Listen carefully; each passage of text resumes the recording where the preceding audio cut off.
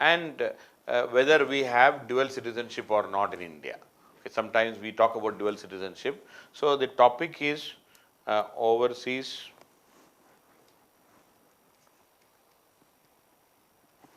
citizens of India.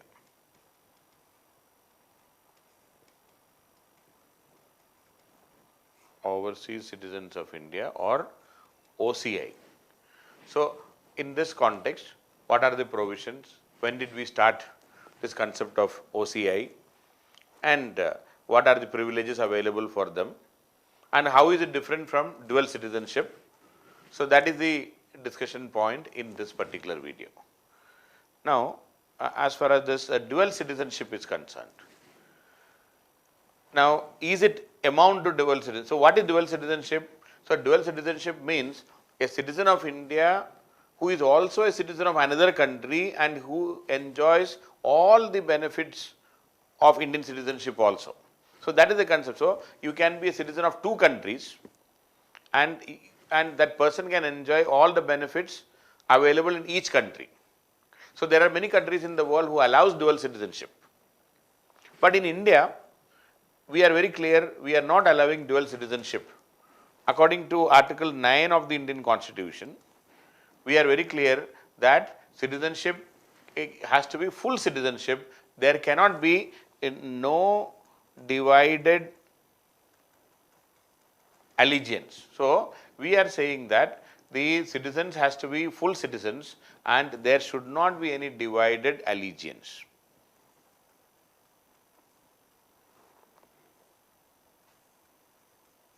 There should not be any no divided allegiance. They should be fully loyal to our country. They should be fully loyal to India. If they become citizen of another country, automatically their allegiance to India will be diluted.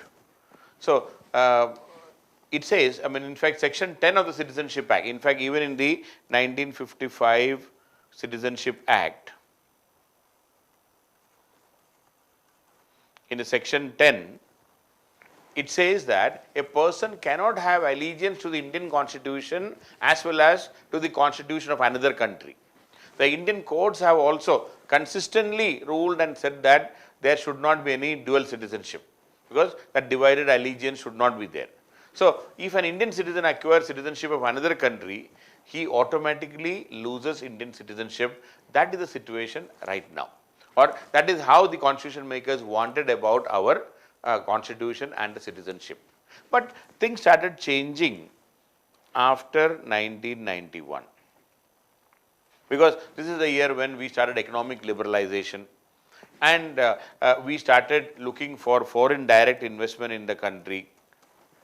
And when we opened our economy for foreign direct investment, we expected the foreign nationals to come and invest in India in a big way because we are opening our economy or we have opened our economy. But in the initial years, especially in the first 10 years of opening of our economy, we could not attract a lot of foreign exchange or foreign direct investment. So, when we failed to attract more foreign direct investment, we started looking at the reasons for it. And we also started looking at other countries where good amount of foreign direct investment take place. So, we looked at China at that time because in 1990s, China was attracting a healthy 50, 60, 70 billion dollar, 50 to 70 billion dollar FDI in China. And we looked at who all are investing in China, and then we found that most of the investors in China are overseas Chinese or Chinese who are like NRIs or persons of Indian origin. Similarly, overseas Chinese are the main investors in China.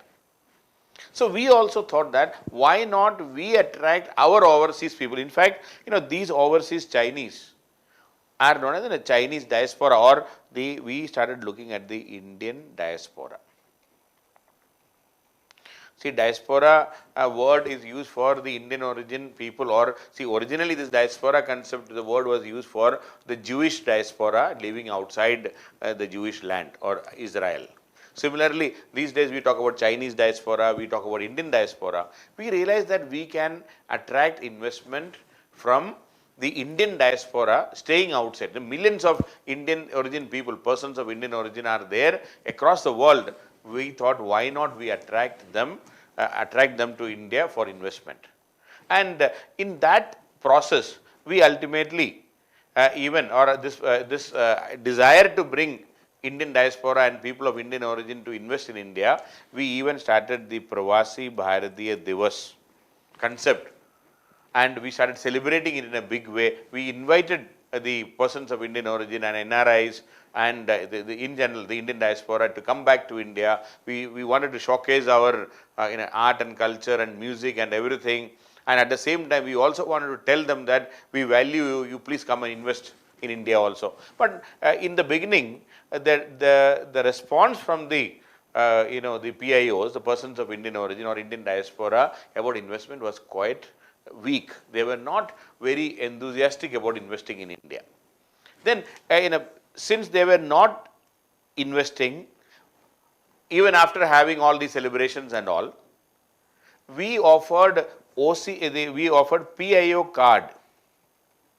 We offered special cards or identity cards to them, persons of Indian origin card, whereby these PIOs, persons of Indian origin, were given some special privileges. Even then, the investment or rather they were not that enthusiastic. They did not give a very warm welcome to this kind of a card.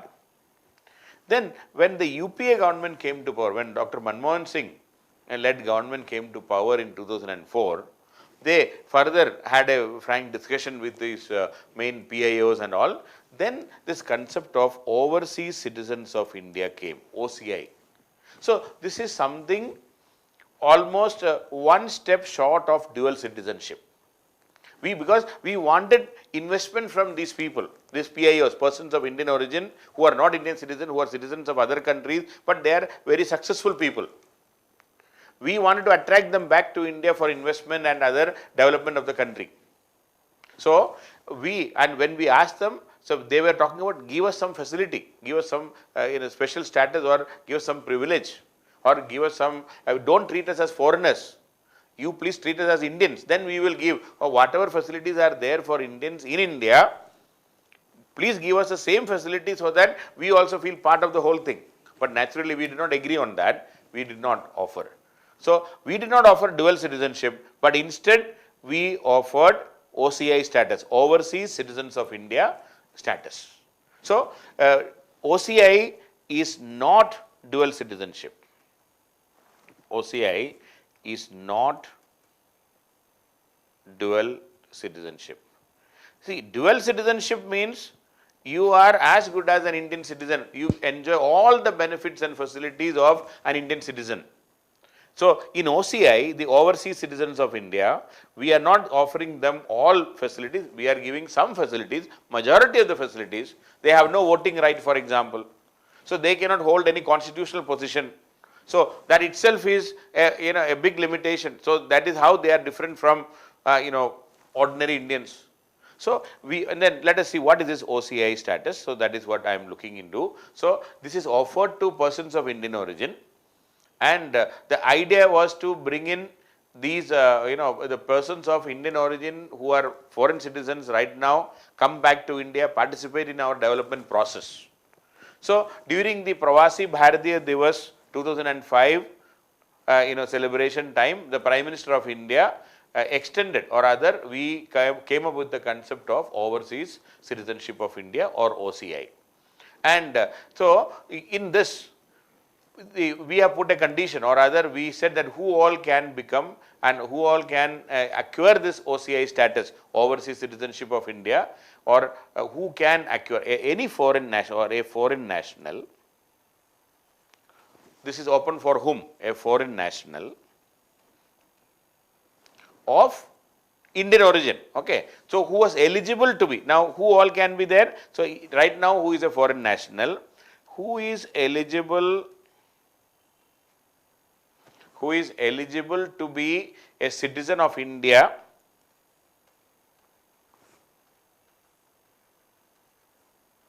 who is eligible, or who was eligible, okay, who was eligible who was eligible to be a citizen of India on 26 Jan 1950. Okay, if you are eligible to be an Indian citizen on 26 January 1950, or who was a citizen of India at any point of time in the past, who was a citizen of India or who was a citizen of India at any time after 1950, at any time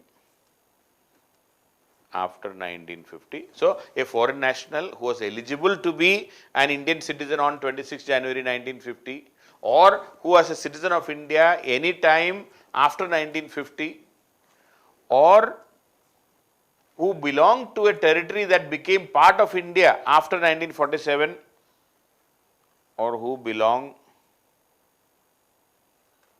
to a territory which belonged to a territory that became part of India, that became part of India after 1947. So, say for example, Sikkim joined Indian Union later on, who was a citizen of Sikkim and now he is a citizen of say UK or US. Now they can. So because Sikkim has become a part of India now, so he is eligible to be an Indian, or he is eligible to apply for this overseas citizenship of India. So a person who belonged to a territory that became part of India after 1947, and now either of the three and their children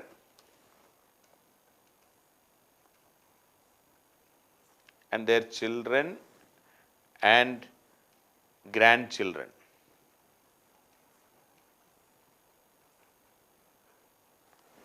Okay. So, who became, three things now, once again, let me repeat: a foreign national who was eligible to be a citizen of India on 26 January 1950 or who was a citizen of India at any time after 1950 or who belonged to a territory that became part of India after 1947 and their children and grandchildren provided his country of citizenship allows dual citizenship in some form, provided his or her country allows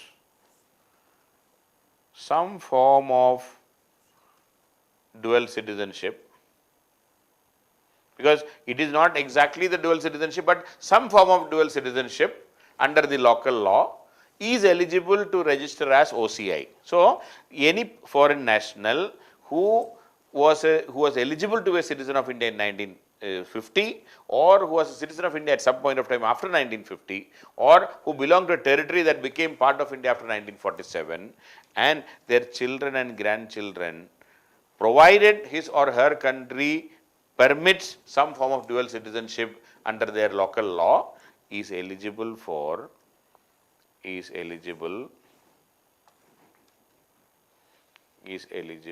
to register as OCI, Overseas Citizenship of India or Overseas Citizen of India. So, minor children of such persons are also eligible. Now, any minor children, that means a person, their children, their grandchildren, and now the minor children of them also, minor children of such persons are also eligible for this. So, it is very clear that we are offering to those who are eligible to be Indian citizens in 1950 or subsequently who are Indian citizens at some point of time, we are offering this. But there is a condition, provided, or rather one exception is if that applicant had ever been a citizen of Pakistan or Bangladesh, exception. If the applicant had ever been a citizen of Pakistan or Bangladesh, then he or she will not be eligible for OCI. So then no OCI. If they become Pakistan or Bangladesh citizen at some point of time, then they are not eligible to be eligible to apply for OCI. So that is how this OCI status. So persons registered as OCI, so they are not given any voting right. They cannot, but they cannot hold any constitutional position, and but they have some privileges. They have some facilities. They are offered certain facilities. What are the facilities? Number one, multiple entry, multi-purpose, lifelong visa to visit India. Multiple entry and lifelong visa to visit India. Lifelong visa to visit India. So that is one facility offered, multiple entry, lifelong visa. Number two, exemption from any reporting to police authorities. Exemption from reporting to police. So no need to report to the police. And parity with NRI in financial and economic, parity with NRIs, parity with NRIs in financial, economic and educational fields. In financial, economic and educational fields. They have parity. So parity with NRIs in financial, economic and educational fields, except in acquisition of agricultural land or plantation property. So, but no agricultural or plantation property. They can buy other property, they can buy houses, things like that, everything is possible. So they have parity. Please note, they have parity with NRIs in financial, economic and educational field. And a person registered as OCI is eligible to apply for grant of citizenship subsequently. See, now we have also provided a provision that, so after becoming an OCI, after 5 years, an OCI can apply for citizenship through registration,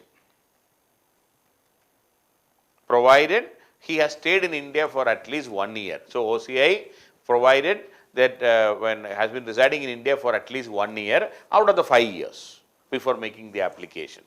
So that is how we have given this. And earlier, please remember, there was an OCI card. I already said OCI card was there. So it's like an identity card for OCIs. Sorry, not OCI card, it's a PIO card. So I made a mistake. Earlier there was a concept of a PIO card, persons of Indian origin card, where some benefits were given, and in OCI more benefits were given. And finally, please remember, recently in 2015 rather, with effect from 2015, this PIO card is merged with OCI. That means all those who are holding this PIO card, which is an inferior facility, which had some inferior facilities, lesser facilities. So PIO card has been merged with OCI, so that all PIO card holders have become OCIs, and they also enjoy the same benefits and facilities today. So the bottom line is, India is not offering dual citizenship to citizens. If an Indian citizen acquires a foreign citizenship, automatically Indian citizenship is lost. Indian citizenship is terminated. But we are giving them an option right now. They can come back and apply for OCI, Overseas Citizen of India status. For that, the condition is he should have been eligible to be Indian citizen at some point of time, or was a citizen of India, eligible to be Indian citizen in 1950, or he should have been a citizen of India at some point of time, or he would have been belonging to some territory which became part of India subsequently, or their children and grandchildren, or even the minor children of any of them. So we are giving this offer. This is not dual citizenship because they have no voting rights. They cannot hold any constitutional position. they cannot purchase agricultural land, they cannot purchase plantation land. So ultimately this is not dual citizenship. Dual citizenship means full membership of two countries.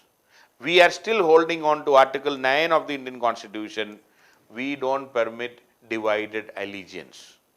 That is the bottom line of dual citizenship in India. So there is no dual citizenship in India. Only one step short of dual citizenship, that is OCI status or OCI card or OCI scheme. That's all.